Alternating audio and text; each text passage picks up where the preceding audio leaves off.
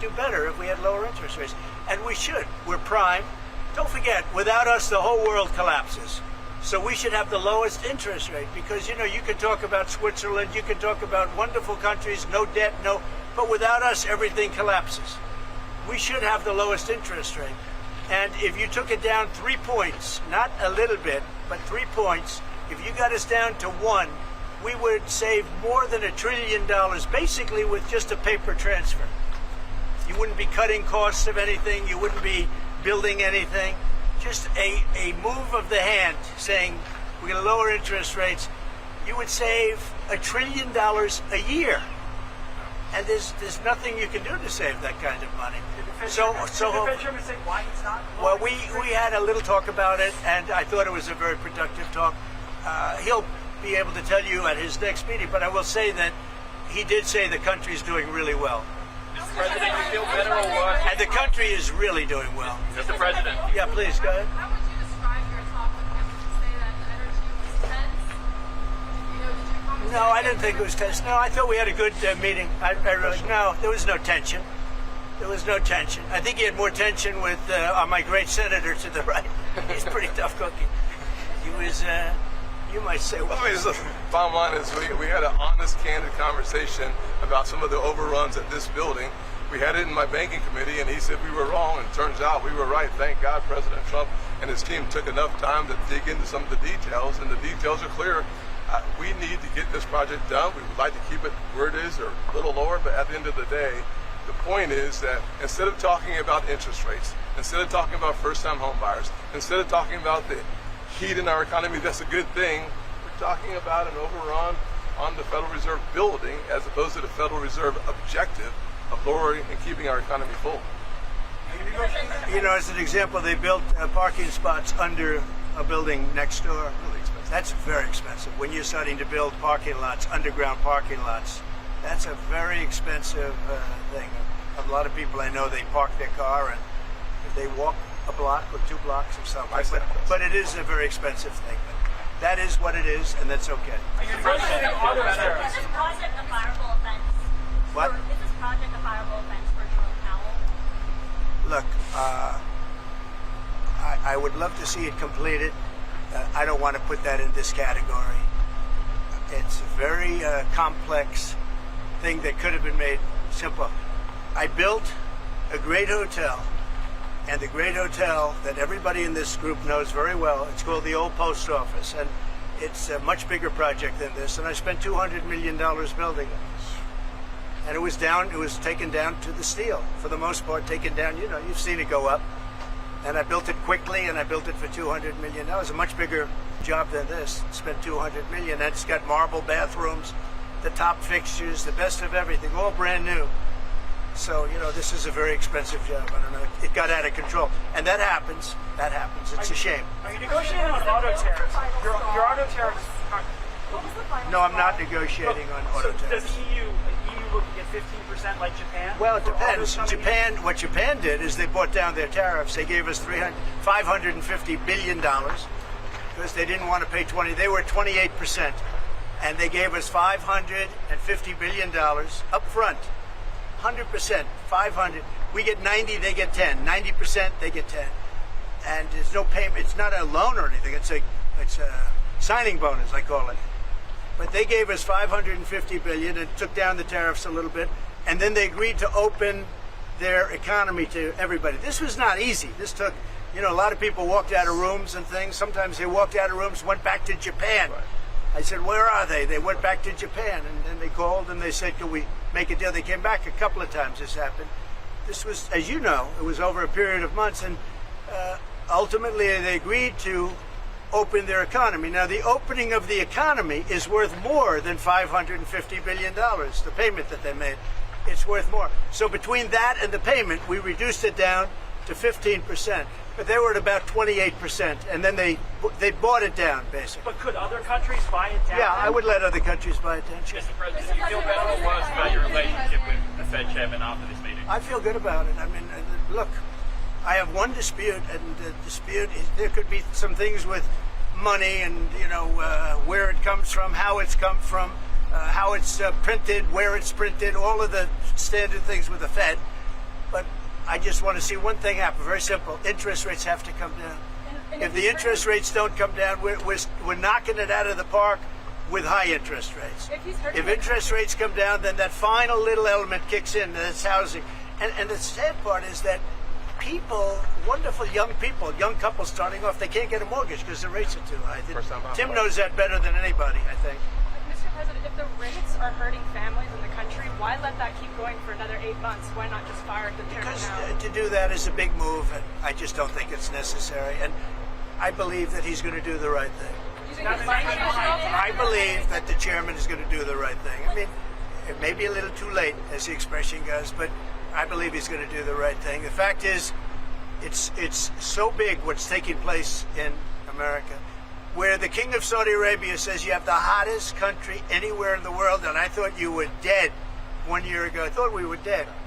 I just left NATO, as you know. They're agreeing to pay 5%. We're not paying anything. We send them the equipment. They pay for 100% of everything now for the war, Ukraine. But I just left NATO, and every one of those leaders said, every country, they said, and very smart countries, very successful countries, frankly, and every one of them said you have the hottest country in the world. We did that over a period of a year, less than a year. I mean, if you think, less than. They say a year ago we were dead, and today. So I'm here 6 months, and we did it over, and we had the help of men like this and people like standing right behind me. They're great. They're great professionals. They really are. They're great professionals, and in a short period of time, we made it the hottest country in the world. With all of that being said, we'd like to see. We can always do better, and we can do better if interest rates come down. Do you have any, Good job you do. do you have Do a nice job. I want you a lot. Thank you. I appreciate that, Mr. President. Do you have a name in mind to replace the chairman? I do. Or you one person? 2 people. Maybe 3. Any clues? I'd pick him, but I think he's not leaving the Senate. No, sir, I'm not. I picked him. Thank you. Pressure on Jerome Powell to resign. No, there's no pressure. No. We want to have, his term comes up soon. I think he's going to do the right thing. Everybody knows what the right thing is. Even people that believed in, the higher rates, they're all on board. They all want to see the interest rates come down. It's very important. Mr. President, think if he changes his he mind? doesn't do the right thing and cut interest rates, as you said, would you then consider firing I him? don't think we're going to do that. Do you think he changed his I mind? don't think so. Investigate the newly declassified documents by Gabbard.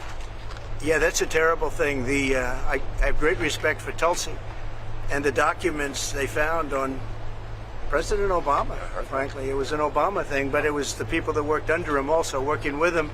And no, it's a very, very serious thing. Thank you very much. Mr. President, the rest of your role is here today. Well, thank you very much. We're looking at the construction, and we're with the chairman, as you know. Come on over.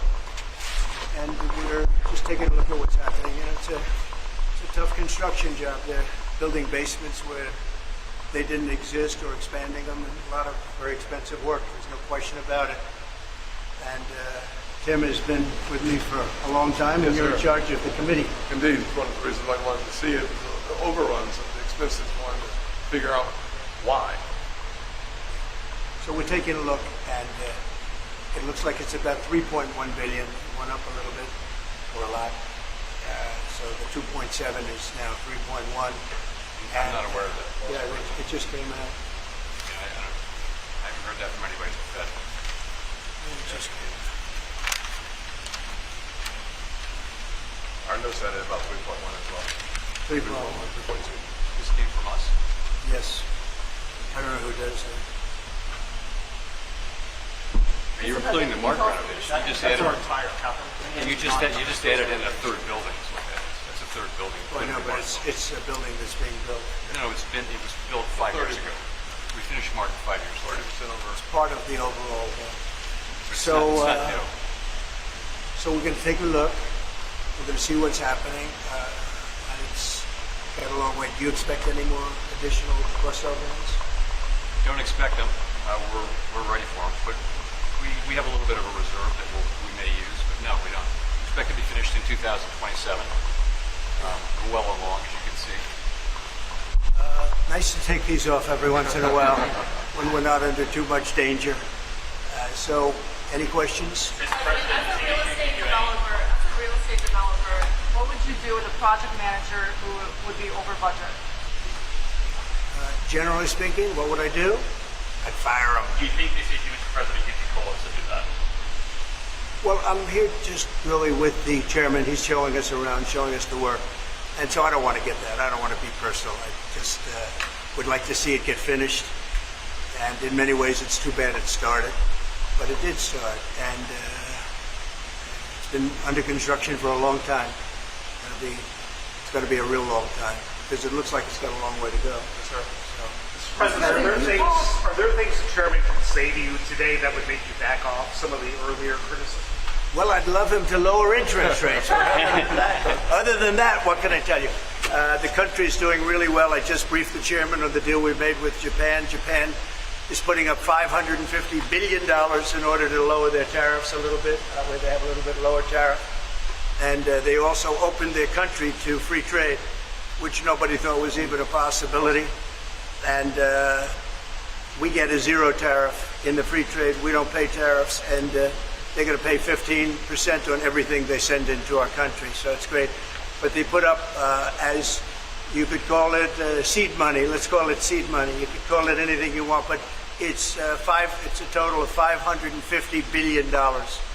So nobody thought any of that was possible, and it's wonderful. And we're doing pretty well with the European Union, likewise.